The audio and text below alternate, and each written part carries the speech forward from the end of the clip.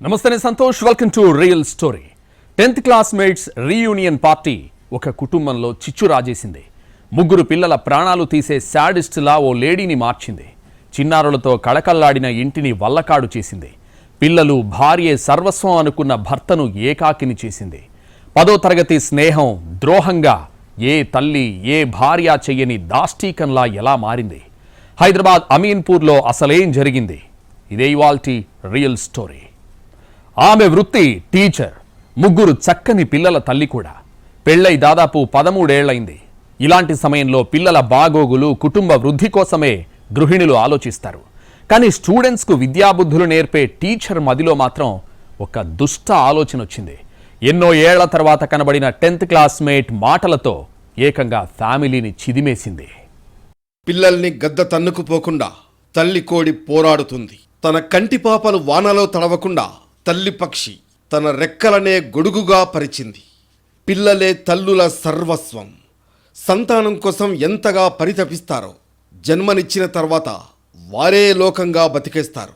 వారి కోసం పోట్లాడతారు, ప్రాణాలను పణంగా పెడతారు.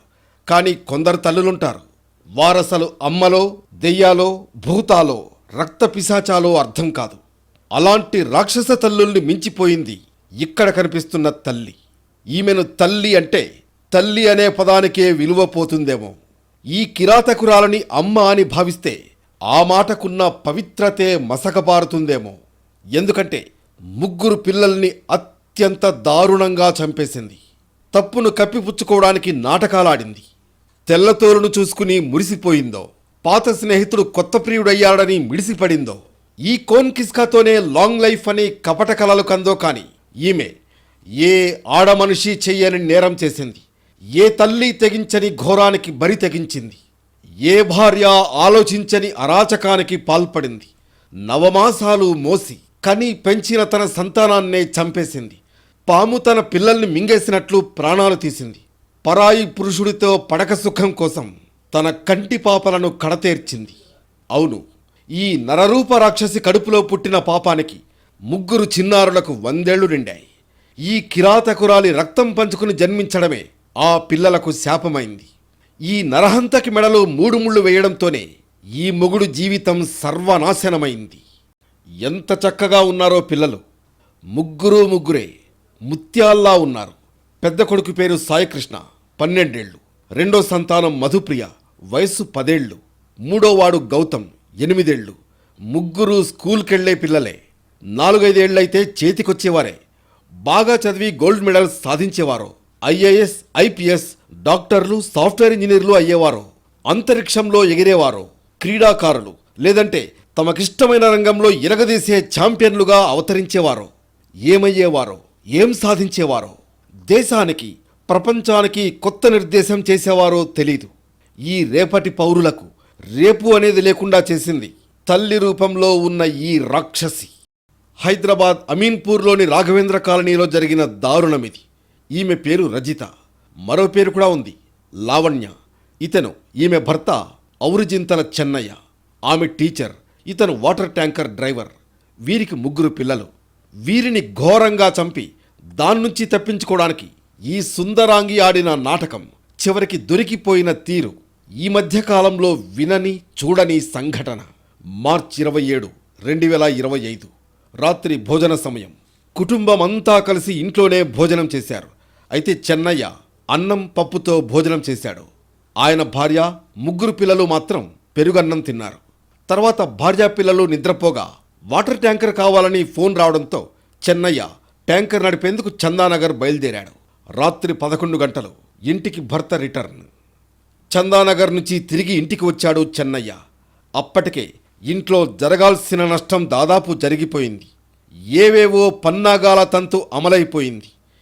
ఏమీ ఎరుగని అమాయకురాలిలా ముఖం పెట్టి భార్య రజిత మాత్రం తలుపులు తీసింది. వెంటనే లోపలికి వెళ్ళి నిద్రపోయింది. ఇంట్లో ఏం జరిగిందో ఏమో తెలియని చెన్నయ్య పిల్లల చడీ చప్పుడు లేకపోవడంతో పడుకున్నారని అనుకున్నాడు.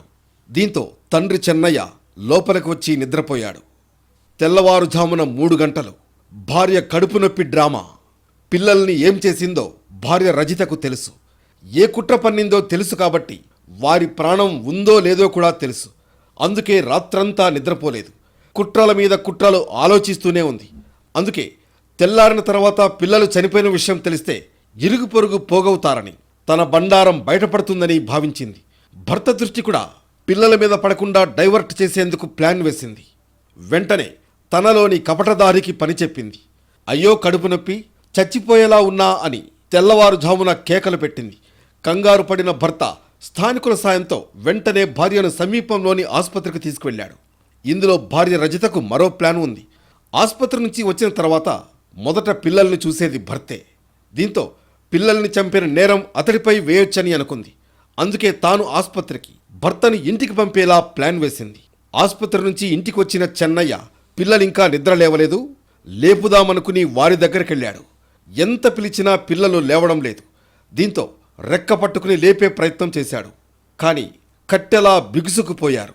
విగత జీవులయ్యారని అర్థమై ఆ తండ్రికి గుండె పగిలినంత పనైంది. తన ముద్దుల పిల్లలు ప్రాణాలతో లేరని దిక్కులు పిక్కటిల్లేలా రోధించాడు. చుట్టుపక్కల జనం వచ్చారు. రాత్రి వరకు బాగానే ఉన్న చిన్నారులు అంతలోనే ఎలా చనిపోయారని కన్నీళ్లు పెట్టుకున్నారు. భార్య రజిత కూడా ఏడవకపోతే తెలిసిపోతుందనుకుని రీసౌండ్ వచ్చేలా దొంగ ఏడుపు ఏడ్చింది. ఏదో జరిగిందని బంధువులు, చుట్టుపక్కల వారు సైతం భావించారు. పోలీసులకు కంప్లైంట్ ఇచ్చారు. అనుమానాస్పద మృతిగా కేసు నమోదు చేసిన పోలీసులు అన్ని కోణాల్లో విచారించారు. ఎవరిపైనైనా అనుమానం ఉందా అంటే అటు తండ్రి ఇటు తల్లి ఎవ్వరి మీద డౌట్స్ లేవని చెప్పారు. కానీ ఎక్కడో తేడా కొడుతోందని పోలీసులు సందేహించారు. ఆ యాంగిల్లోనే ఆరా తీస్తే షాక్ అయ్యే విషయాలు తెలిశాయి. ప్రాణం పోసిన దేహంతోనే ఎందుకు ప్రాణం తీసింది? పిల్లలు లేక ఎందరో అల్లాడుతున్న సమాజంలో అంత ఎదిగిన చిన్నారులను ఎందుకు చిదిమేసింది? ఎలా చంపి ఇంకెలా నాటకమాడింది? 10th క్లాస్ స్నేహితుల రీయూనియన్ ఫంక్షన్ కాపురంలో చిచ్చుపెట్టిందా? భర్త, పిల్లలే ప్రపంచంగా బతుకుతున్న ఆమె ప్రపంచంలోకి ఎంటర్ అయిన ఓ ఫ్రెండ్తో సంసారం ఎలా సర్వనాశనమైంది? రంగారెడ్డి జిల్లా తలకొండపల్లి మండలం మెడకపల్లి చెన్నయ్యది. Water tank driver, Rajitha school teacher. Chennaiah మొదటి భార్య చనిపోవడంతో లావణ్యను రెండో వివాహం చేసుకున్నాడు. రజితకు చెన్నయ్యకు మధ్య 20 ఏళ్ల ఏజ్ గ్యాప్ ఉంది. ఇద్దరికీ 3 పిల్లలున్నారు. కానీ భార్య రజిత నిత్యం గొడవ పడేది. అదే పనిగా భర్తను టార్చర్ పెట్టేది. భర్తతో బయటకు వెళ్లాలంటేనే ఏదో నామోషిగా ఫీల్ అయ్యేది. ఎప్పుడూ ఏజ్ గ్యాప్ ప్రస్తావన తెస్తూ భర్తతో ఘర్షణ పడేది. దీనికి తోడు ఈమెకు బిల్డప్లు ఎక్కువ. హైఫై లైఫ్ కోసం కలలు కనేది. చీరలు, డ్రెస్సులు, ఆభరణాలకు ఎక్కువ ఖర్చు చేసేది. అయినా మరింత ఆదాయం కావాలి, సంపాదన సరిపోవడం లేదని భర్తను చీవాట్లు పెట్టేది. ఇలా భర్త పైన, ఆయన సంపాదన పైన నిత్యం అసంతృప్తిగా ఉన్న సమయంలో 10వ తరగతి స్నేహితుల రీయూనియన్ వేడుక కాపురాన్ని కూల్చే వేదిక అయింది. 6 నెలల క్రితం రజిత తన 10th క్లాస్మేట్స్ గెట్ టుగెదర్ పార్టీకి వెళ్ళింది. పార్టీకి వెళ్ళిన రజితకు తన పాత మిత్రుడు శివతో పరిచయం పెరిగింది. దొంగకోళ్లు పట్టేవాడిలా చూస్తున్న ఇతడే శివ. అదే 10th క్లాస్మేట్స్ ఫంక్షన్లో గంటల తరబడి ముచ్చట్లు పెట్టారు. ఎవరేం ఉద్యోగాలు చేస్తున్నారో, ఎప్పుడు పెళ్ళయిందో, ఎంతమంది పిల్లలో పరస్పరంగా వివరాలు పంచుకున్నారు. మొబైల్ నెంబర్స్ షేర్ చేసుకుని తరచూ మాట్లాడుకోవడం మొదలుపెట్టారు. స్నేహం వరకు పరిమితమై ఉంటే సమస్య వచ్చేది కాదు. వివాహేతర సంబంధంగా మారింది.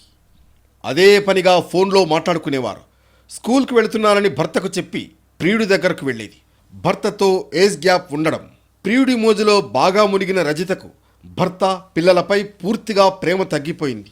శివకు ఇంకా పెళ్లి కాకపోవడంతో ఎలాగైనా అతడిని పెళ్లి చేసుకుని జీవితాంతం సుఖంగా ఉండాలని భావించింది రజిత. ప్రియుడు శివ కంటే రజితకే తొందర ఎక్కువైంది. భర్త, పిల్లలు ఉన్నారన్న సోయే లేకుండా ప్రియుడు శివతో పెళ్లి ప్రపోజల్ పెట్టింది రజిత. నీకు పెళ్లి కాకపోయి పిల్లలు లేకుండా ఉంటే ఖచ్చితంగా పెళ్లి చేసుకునేవాడేనని మరింత మసాలా కలిపిన మాటలు వల్లించాడు శివ. అంతటితో ఆగకుండా వాళ్లను అడ్డు తొలగించుకుని వచ్చినా మనిద్దరం కలిసి ఉందామని చెప్పాడు. ఈ మాటకు అతడి చెంప చెళ్ళుమనిపించాల్సిన రజిత మరింత ఉప్పొంగిపోయింది. అతడి వంకర బుద్ధిని తిప్పికొట్టాల్సింది పోయి మరిన్ని తింగరి ఆలోచనలు చేసింది. భర్తను, పిల్లలను చంపేందుకు ఓకే చెప్పింది. అందర్నీ ఎలా చంపాలి, ఎలా తప్పించుకోవాలో ప్రియుడు, ప్రియురాలు రోజుల తరబడి ప్రణాళికలు వేశారు. చంపే కొన్ని రోజుల ముందు భర్తతో ఉద్దేశపూర్వకంగా గొడవ పెట్టుకోవాలని, ఆ తర్వాత నువ్వు పిల్లల్ని చంపినా నీ భర్త మీదకే నేరం వెళుతుందని వెధవ ఐడియా ఇచ్చాడు. ప్రియుడు ఏం చెప్పినా గంగిరెద్దులా తలూపిన రజిత సమయం, సందర్భం కోసం వెయిట్ చేసింది. మార్చి 27న సాయంత్రం 6 గంటలకు శివకు కాల్ చేసింది రజిత. ఈరోజు భర్త పిల్లల్ని చంపేస్తున్నానని చెప్పింది. త్వరగా పూర్తి చేయాలని చెప్పాడు శివ. పక్కా ప్లాన్ ప్రకారం పిల్లలు ఎంతో ఇష్టంగా తినే పెరుగన్నంలో విషం కలిపింది. భర్తతో పాటు పిల్లలకు సాయంత్రం భోజనం పెట్టింది. 3 పిల్లలు పెరుగన్నం తిన్నారు. రోజు పెరుగుతో తినే భర్త చెన్నయ్య ఆ రోజు మాత్రం కేవలం పప్పుతో మాత్రమే తిన్నాడు. అప్పటికే కాల్స్ రావడంతో పెరుగుతో తినకుండానే బయటకు వెళ్ళిపోయాడు. భర్త బయటకు వెళ్లిన తర్వాత ప్రియుడు శివకు ఫోన్ చేసింది రజిత. పిల్లలందరూ విషం కలిపిన పెరుగన్నం తిన్నారు, ఒక్క భర్త మాత్రం తప్పించుకున్నాడని చెప్పింది. పిల్లలు నిద్రలోకి జారుకున్నారని తెలిపింది. విషం ఎక్కుతుందో లేదో అనుకున్నారో ఏమో, ఇద్దరూ కలిసి మరో ప్లాన్ వేసినట్లు తెలుస్తోంది. ఊపిరాడకుండా చేసి చంపాలని ఆలోచన చేశారు. దీంతో రజిత 3 ఊపిరాడకుండా చేసి చంపేసింది. మొదట పెద్ద కొడుకు సాయికృష్ణ, కూతురు మధుప్రియ, ఆ తర్వాత చిన్న కొడుకు గౌతమ్లను వరుసగా ముఖంపై టవల్ కప్పి ఊపిరాడకుండా చేసి హత్య చేసిందని పోలీసులు వెల్లడించారు. భర్త ఇంటికొచ్చిన తర్వాత పిల్లలు పడుకున్నారు, డిస్టర్బ్ చేయొద్దన్నట్లుగా చెప్పింది. తెల్లవారుజామున 3 గంటలకు కడుపు నొప్పి డ్రామా ఆడింది. పిల్లలు చనిపోయారన్న విషయం ఉదయం ఏరియా అంతా క్షణాల్లో వ్యాపించింది. The mother also confessed that she herself killed these 3 children because of some illicit affair between mother and one more person who is known to the mother. Because of this age gap of husband and wife, there were some dispute and some illicit relation was also there between the mother and one person who was her classmate in school time. Took the mother and the other person into custody and will remand them. అనుమానాస్పద మృతిగా case నమోదు చేసుకున్న పోలీసులు ముందుగా చెన్నయ్యను అనుమానితుడిగా భావించారు. రజిత కూడా తన భర్తే పిల్లల్ని చంపి ఉంటాడని పోలీసుల్ని డైవర్ట్ చేసింది.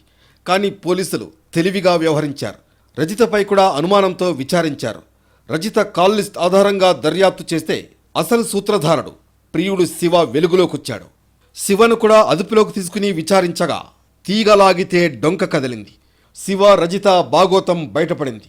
ప్రియుడితో వెళ్లిపోవాలనే ఉద్దేశంతోనే ఈ ఘాతుకానికి పాల్పడినట్లు తేటతెల్లమైంది. ప్రియుడే మొత్తం ప్లాన్ వేశాడా? భర్తతో గొడవలను యూజ్ చేసుకోవాలనుకున్నాడా? పోలీసుల విచారణలో వాళ్ళిచ్చిన వాంగ్మూలం ఏంటి? కంటికి రెప్పలా పిల్లలను చూసుకున్న బాధిత భర్త ఎలాంటి శిక్ష పడాలని డిమాండ్ చేస్తున్నాడు? నల్గొండ జిల్లా గోడుకొండ్ల గ్రామం శివకుమార్ది. వయస్సు 30 ఏళ్లు. 10th క్లాస్ టైంలోనే రజిత శివల మధ్య ఆకర్షణ ఉంది. కానీ 10th క్లాస్ తర్వాత చెరో దిక్కుపోయారు. ఎవరి జీవితం వారికయింది. రీయూనియన్లో మళ్లీ కనిపించడంతో ఎక్కడలేని హుషారొచ్చింది. ఏళ్ల తర్వాత చూసుకున్నాం, మాట్లాడుకున్నాం, తిన్నాం. ఎవరి దారి వారిదే, ఎవరి లైఫ్ వారిదే అనుకోవాల్సింది పోయి ఒకరి జీవితంలోకి మరొకరు అడ్డదారిలో వద్దామనుకున్నారు. భర్తతో అసంతృప్తిగా ఉన్నానంటూ మొసలి కన్నీరు కార్చింది రజిత. ఎందుకు పెళ్లి చేసుకున్నానా అని పరాయి మగాడి దగ్గర ఏడ్చిన రజితకు ఆస్తిపాస్తులు, అమాయకుడని, పెళ్లి అవేమీ గుర్తుకు రాలేదు. భర్త రెక్కలు ముక్కలు చేసుకుని తెచ్చే సంపాదనతో తినడం బాగుంది, కానీ అతనంటే మాత్రం ఏహ్యభావం పెంచుకుంది. ఇవే విషయాలను తనతో పంచుకున్న రజితను శివ మందలించాలి. పెళ్ళయింది, పిల్లలున్నారు. అసంతృప్తి వదిలేసి వారే ప్రపంచంగా బతకాలి. ఉద్యోగాల్లో ఉన్నత స్థాయికి, మెరుగైన జీవితం కోసం బతకాలి. పిల్లల్ని తీర్చిదిద్దడంలోనే ఆనందం పొందాలి అనాల్సింది పోయి అయ్యో పాపమంటూ రజితకు దగ్గరయ్యే ప్రయత్నం చేశాడు. ఈ కిరాతకుడు వివాహేతర సంబంధంతోనే సరిపెట్టలేదు. పెళ్లి చేసుకోవాలన్న రజిత ప్రతిపాదనకు కండిషన్స్ అప్లై అనేశాడు. పిల్లల్ని చంపి భర్త మీదకు తోసేయి, లేదా చంపేయి, తనతో వచ్చేయి అంటూ బుర్ర తక్కువ ఐడియాలిచ్చాడు. చట్టం ఉంది, పోలీసులున్నారు, పట్టుకుంటారు, లోపలేస్తారు, కోర్టులున్నాయి. జీవితమంతా జైలేనన్న కామన్ సెన్స్ను కూడా కళ్ళు మూసుకుపోయేలా చేసింది కామం. రజిత శివను కావాలనుకుంది. తప్పైనా మనసులాగుతుంటే అతడితో వెళ్ళిపోవాల్సింది, ఊరేగాల్సింది. భర్తను పిల్లల్ని వదిలేసి చెక్కేయాల్సింది. పిల్లల్ని ఎందుకు చంపాలన్న విచక్షణను వదిలేసింది. 3 పిల్లల్ని కోల్పోయి గుండెలు పగిలేలా రోధిస్తున్నాడు తండ్రి చెన్నయ్య. తన భార్య నమ్మించి గొంతు కోసిందని, ప్రాణానికి ప్రాణమైన పిల్లల్ని అన్యాయంగా పొట్టన పెట్టుకుందని బోరుమంటున్నాడు. తనతో ఉండడం ఇష్టం లేకపోతే తనకు చెప్పకుండా ఇష్టం ఉన్నవాడితో వెళ్ళిపోవాల్సిందని గుండెలు బాదుకుంటున్నాడు. తాను చనిపోయినా బావుండేదని, బతికుండడం వల్ల క్షణక్షణం రోధిస్తున్నానని అంటున్నాడు. ఆ గెట్ టుగెదర్ పార్టీకి వద్దనున్నా. నేను నా భార్య స్కూల్కి వెళ్తుందని అనుకున్నా. స్కూల్కి వెళ్ళకుండా గెట్ టుగెదర్ పార్టీకి పోయొచ్చినాక పిల్లలను ఎట్లా పడితే అట్లా కొడుతుండే. నేను గదిరిచ్చాను 2-3 సార్లు. ఎందుకు కొడుతున్నావు అది అని గైరిచ్చాను. పిల్లలు చెప్తే ఇంటలేరు అని అన్నది. సరే పిల్లలు కదా అని నేను కూడా సర్దుకెళ్ళాను సార్. ఒకప్పుడు పిల్లలతో కళకళలాడిన ఇల్లు ఇప్పుడు వెలవెలబోతోంది. అందరినీ కోల్పోయి ఇంట్లో ఒంటరిగా మిగిలాడు భర్త చెన్నయ్య. మరి నేను చేసుకున్న ఆ రోజు తెలియకున్నా సార్ తేడా ఉంటే మరి ఒప్పుకోవద్దు కదా సార్. నేను చేసుకోనని చెప్తే బతులాడకపోతే వేరే అమ్మాయిని చూసుకుందు. ఆ రోజు ఇచ్చిన నేను ఆస్తి ఇస్తున్నాన్ని నాకు ఇచ్చారు. ఈరోజు నువ్వు చిన్నగా అయినావు పెద్దగా అయినావు అంటే నా పిల్లలు వదిలేసి నాకు వెళ్ళిపోయినా నేను బతుకుతుంటే నా పిల్లలు చూసుకొని బతుకుతుంటే నేను ఎవరి కోసం బ్రతకాలి ఇప్పుడు? పిల్లలకు విషమిచ్చి చంపి కడుపు నొప్పి డ్రామాతో ఆసుపత్రిలో చేరిన రజిత మామూలుగా నాటకాలాడలేదు. తనకేమీ తెలీదు. తననే ఎవరో గొంతు పట్టుకున్నారని పూటకో మాట ఎలా మార్చిందో ఒక్కసారి ఆలకించండి. పడుకున్నాను సార్. ఎటుగానని పడుకున్నాను. ఎందుకు మరి ఇట్లా నీకేమైంది? నాకు ఏదో గొంతు మీద వచ్చి గొంతు పట్టుకుని నవ్వులినట్టు పెరగడంలో ఏమేసుకుంటుంది దాంట్లో? వేసుకోలేదు. ఏం వేసుకోలేదు. ఇలా ఆసుపత్రి బెడ్పై డ్రామాలాడిందో లేదో అలా పోలీసులు వచ్చి విచారించేసరికి నిజాలు చెప్పేసింది. ఇప్పుడు టింగు టింగుమంటూ జైలుకు పోతోంది. రజిత, శివ ఇద్దరిని అరెస్ట్ చేసి రిమాండ్కు తరలించారు పోలీసులు. కోర్టు 14 రోజుల రిమాండ్ విధించింది. రజిత చేసిన పనికి ప్రతి కన్న తల్లి చీత్కరించుకుంటోంది. తల్లి అన్న పదానికే మచ్చ తెచ్చిన రజిత సంసారంలో నిప్పులు పోసిన శివను ఉరితీయాలంటూ ఆగ్రహం వ్యక్తం చేస్తున్నారు బంధువులు, స్థానికులు. పిల్లలు పుట్టిన తర్వాత వారి భవిష్యత్తు గురించే ఆలోచిస్తారు తల్లులు. ఈ తల్లి మాత్రం తన భవిష్యత్తు కోసం పిల్లల్నే లేకుండా చేసింది. వీళ్లను ఇలాగే వదిలేసి ప్రియుడితో పరారైనా కనీసం పిల్లలైనా ఎలాగోలా పెరిగి పెద్దయ్యేవారు. కానీ మీకు బతికే హక్కే లేదన్నట్లుగా చంపేసింది రజిత. అతనేదో అందరినీ చంపేస్తేనే పెళ్లి చేసుకుంటానన్న ఆఫర్తో బరి తెగించింది. ఇద్దరూ కలిసి బతకాలనుకున్నారు. ఇప్పుడు ఒక్కొక్కరు ఒక్కో జైల్లో చిప్పకూడు తింటున్నారు. వివాహేతర సంబంధాల జోలికి వెళితే ఇలాంటి దారుణాలే చివరికి మిగులుతాయి అనడానికి అమీన్పూర్ ఘటన ఒక నిదర్శనం.